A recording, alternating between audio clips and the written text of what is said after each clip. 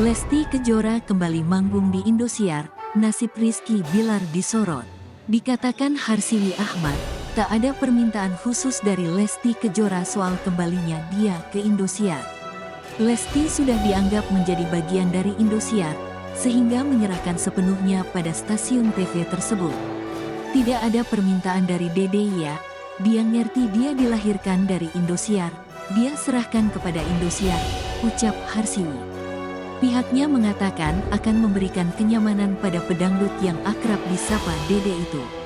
Tapi, Indosiar tahu apa yang dibutuhkan oleh Dede, apa yang dirasakan oleh Dede Lesti, sehingga kita akan memberikan treatment sama dia agar merasa nyaman, lanjutnya.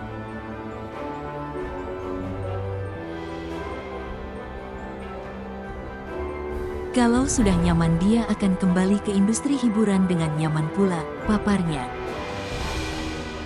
Harsiwi menegaskan tidak akan memberikan ruang untuk publik menghujat Lesti Kejora terkait kasus KDRT yang sempat heboh beberapa waktu lalu.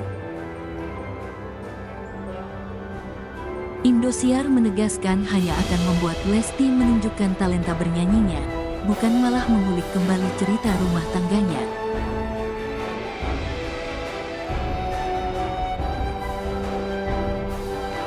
Tidak akan beri ruang untuk hujat-hujatan, tidak beri ruang untuk mengorek-orek kembali.